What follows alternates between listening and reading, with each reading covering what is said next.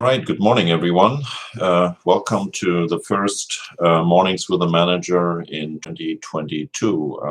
It's my great pleasure again to talk to you, and it's my real hope that sooner or later we can have those meetings again in the library or in a different place where we can all see each other and maybe enjoy cup of coffee and a donut or something like that. So again, thank you so much.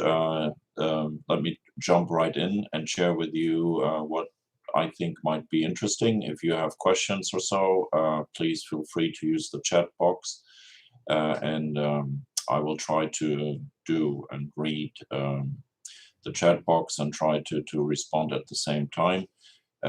As you know, men are not good multitaskers, so bear with me if I stumble through some of those questions because I try to read and talk at the same time.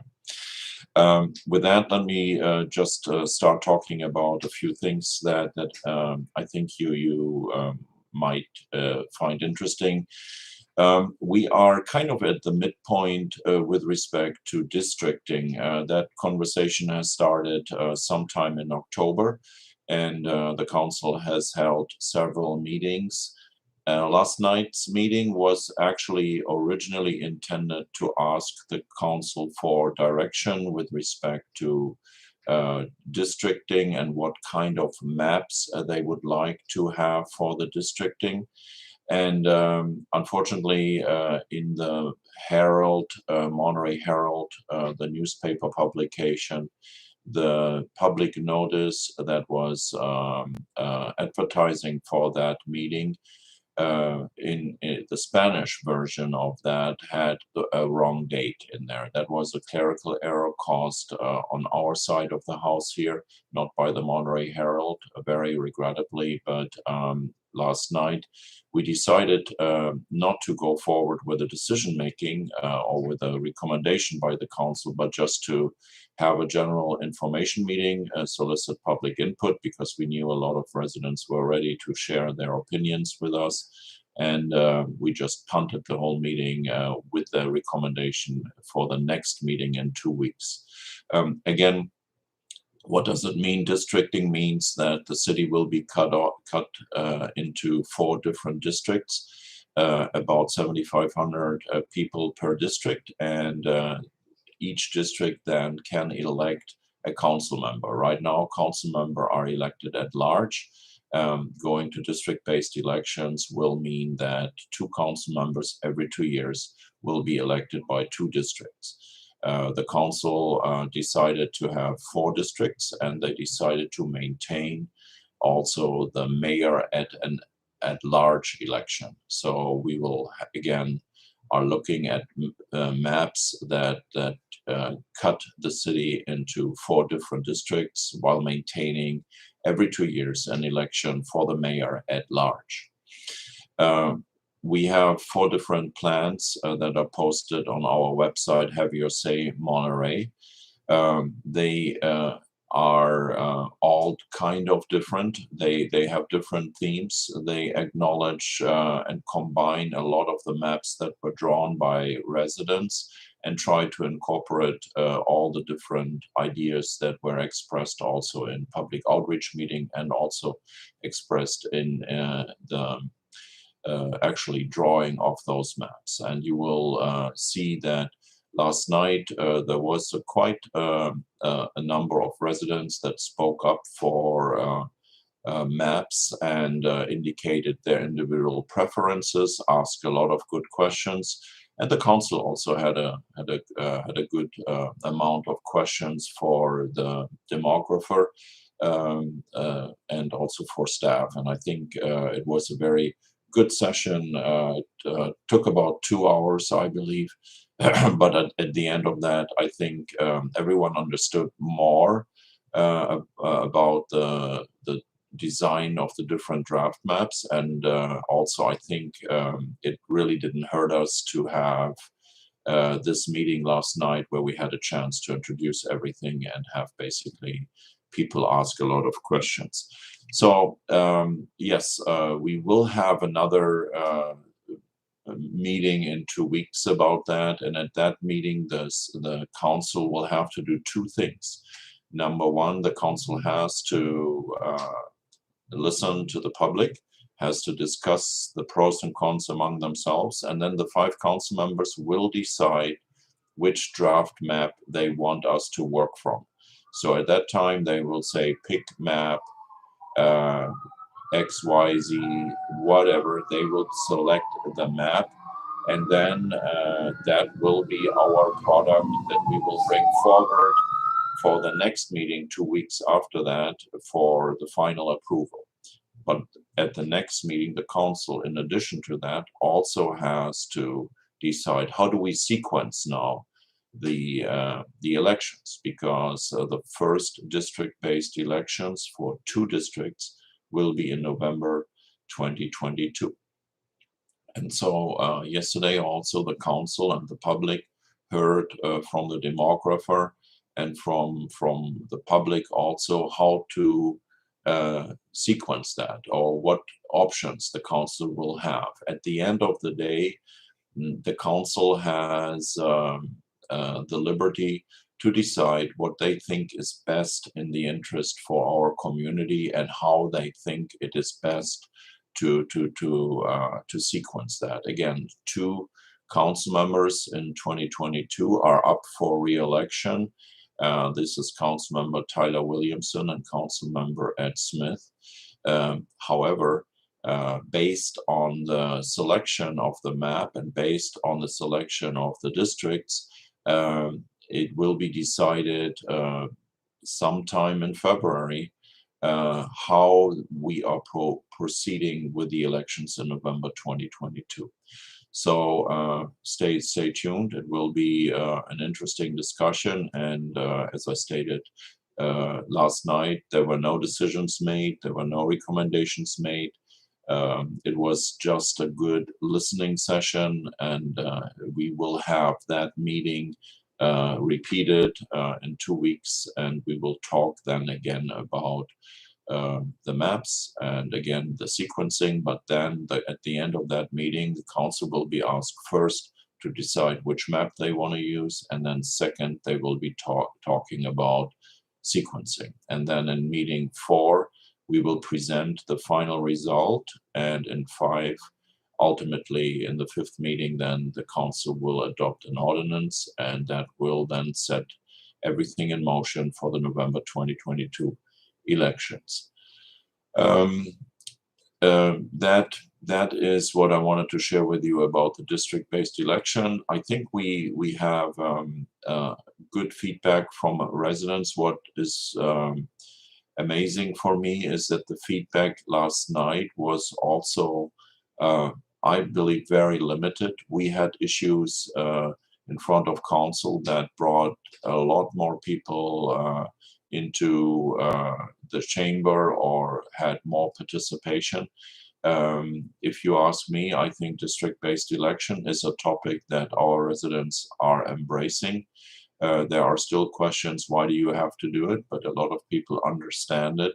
And the really selection of the maps and other topics right now appears to be a topic that some of our residents are following very closely, but it doesn't seem to be on the forefront of many of our residents, like other topics where such as wireless ordinance or homelessness or affordable housing, etc. So again, keeping this all in perspective, things can change, of course, but we will see how this all develops over the next couple of weeks. We will be out of this process, hopefully, by the middle of February.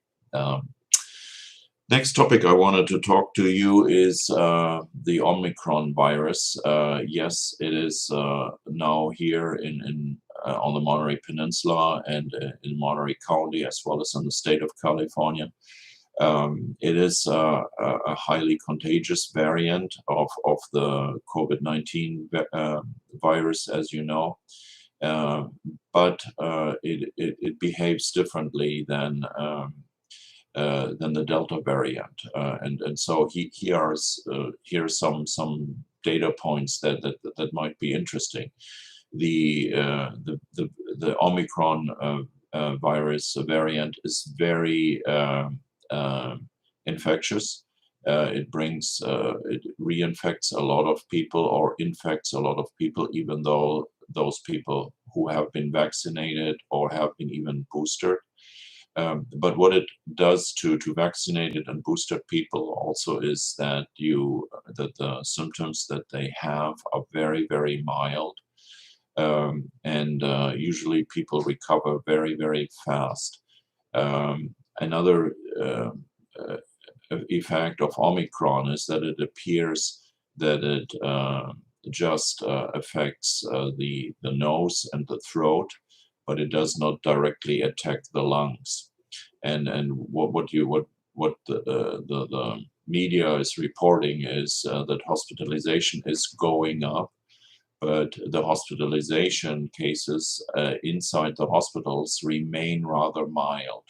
And in the New York Times this morning was an article that I recommend you might want to take a look at it. It was, I'm looking it up right now, was called Not the Same. This article was published this morning, and I quote out of that a little bit right now. But basically, in the hospitalization themselves, also there are less people that are being put on ventilators and other things. And the last trend also that is being addressed in this New York Times article is the death rates. And when you look at the death rates in Monterey County, our hospitalization, our infection rates are increasing. However, you see that the death rates remain stable. Now, that doesn't mean they might change over the next couple of days or weeks, but we are now 4 weeks into Omicron. And if you also look at the death rates in Monterey County, those numbers are really not skyrocketing as hospitalization rates are skyrocketing. This morning, CHOMP has, I believe, 23 people in their hospital. 4 weeks ago, that number was maybe something like 4 to 7. So you see hospitalization has increased, but you see in the ICU in Monterey, the CHOMP, the ICU has 2 COVID-19 patients, but 23 overall in the hospital. So this article this morning that I recommend you might look up in the New York Times contained a bit of good news all across the board.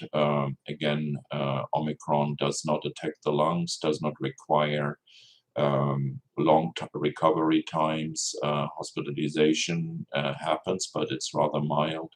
And also the death rate doesn't seem to be in step with the hospitalization rate like we had with the Delta variant. I told the council last night, under city manager comments, I shared with the public and the council that every single one of us need to remain vigilant. We switched everyone at City Hall to N95 masks. The cloth masks are useless, as Esther just reminds me, and I reminded council of that last night as well. While they look cute, and it's nice to have a sea otter around your mouth, a picture of a sea otter, so to speak, they don't work as well as K95 masks. So even the surgical masks are inferior, and it's really recommended to if you go out and about or deal with the public, use K95 mask. Keep the social distancing as much aware, stick to the groups that you know. I've heard about a lot of infections that happened during the holidays, and use your normal behavior that we have learned over the past 2 years. So that's what I wanted to share with you with respect to Omicron. Infection rates are of grave concern, and you can get tested on the Monterey Peninsula. We are we have easy options to get immediately tested, and then we are really blessed about that. Virus Geeks is the one that I would just recommend to you as one of the easiest to get to and the easiest to get in and out. And don't just think Virus Geeks is just at the airport. The airport has the longest lines. The airport is always presented on KSBW and other news features, but there are now a total of 3 Virus Geeks testing facilities here in the city of Monterey. The one that is always accessible with a minimalistic wait right now is inside the Portola Hotel. I believe it's now in their lobby. It was at one time outside at Pete's Coffee, but get in there and get the test done. Minimal wait. A third place has opened up, which is out at MPC. That is basically still quote unquote dead. No one is going there yet. So at MPC is another Virus Geek site. So William Tipton, Kurt just sent us the email. Takes 4 days to get the results from Geeks. Yes, it does. But guess what? That's the numbers right now because so many people get tested. Virus Geeks, until mid-December, you got the test with results back within 10, 12 hours. In the middle of the night, you got the text that you were negative or whatever, or positive. So yes, it takes 4 days. I believe it takes somewhere between 2 to 4 days from Virus Geeks. But that's the signs of the time. But at least you have the testing ability there. So Kurt, I appreciate that clarification as well. If anybody knows where you get results way faster, please share with us as well. But I think the numbers of people that are getting tested right now is also overwhelming the system. But again, all the tests are free, and I appreciate also Esther's comment right now. Vaccinations. We are continuing to provide vaccinations. Monterey Fire Department. And last night I shared another number with the council that came from First Night. At First Night from 4 to 7 p.m. December 31st, the fire department, including the fire chief, were out there providing vaccinations. And I think over 1/3 of people that came on the 31st to us were first-time vaccinated people. So people who had not received shots first. We gave out a lot of boosters, but a significantly higher number of folks that came and got vaccination shots. And we gave out over 180 shots in 3 hours. And I believe the number that the chief shared with me was like 60, 65 newcomers who never had a shot first. So we continue to doing that. And again, stay connected with us. We will keep you guys informed where we are and what we are doing. Another topic that I think has hit us in a way that we have talked about it many times, but now the media has picked it up, and questions are being asked is the new recycling, particularly the composting of food scraps. SB 1383, that's the magical number that the Assembly gave us, basically was on the horizon for many years, and we spoke about it in front of council. We pointed and educated the council members and the public about what all those implications will be, but now it's here, and you hear about that also in the media because it's the most progressive recycling bill that hits us since the early 2000s, and so food scrap now must be recycled, and we get a lot of questions about this. How does it work? And so here's what I wanted to let you know. The food scraps all can be put into the green waste can. So if you have a green waste, yard waste can, put your food scraps in there. They must be unpackaged. No metal, no wire, no glass, no paper or cardboard should be included, just food scraps. And what is important to know is what can go into the green yard waste bin. Cooked meat can go in there. Fish bones, shells, cheese, and other solid dairy products, bread, pasta, pastry, other grains that you can put in there. You can put coffee grounds in there. You can put fruits and vegetables in there. You cannot put in there basically meat that has not been processed. There are so many websites out there that tell you what to do and what not to do. We will continue to share those links with you as well in our emails that we send out, I think 2 or 3 times a week with updates from the city of Monterey right now. And also shoot us an email if you have a question about that. We got questions from some apartment complexes where they have landscapers who do the yard maintenance of the bushes and the shrubs around the apartment complexes, and they do not have a green yard waste bin. Our recommendation for those HOAs and for those apartment complexes is to get green yard waste cans from Monterey City Disposal and put them up, and that's where you guys can then in living in apartments place those items in there. SB 1383 has a lot more in its legislative body.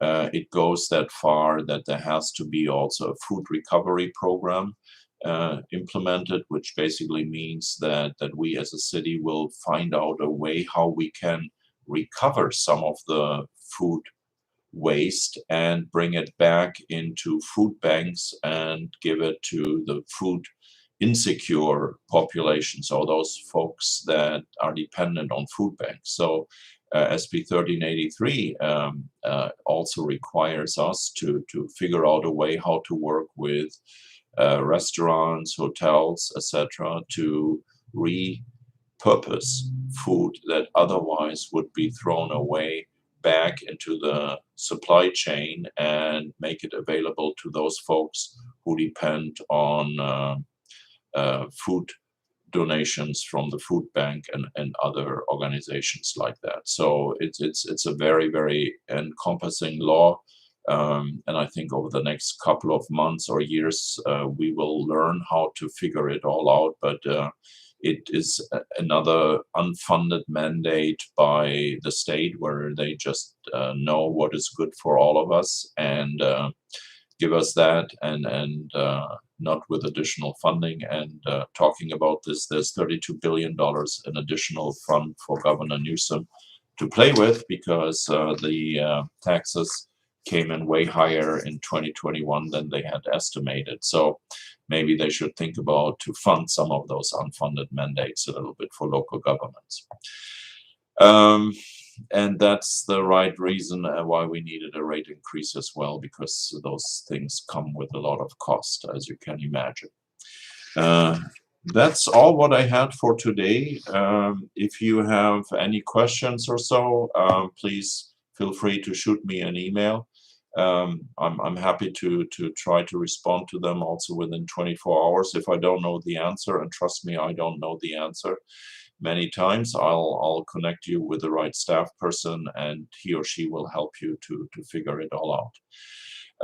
With that, stay connected with us. I thank you for listening to me and wish you a great rest of the day. Have a great day. Bye-bye.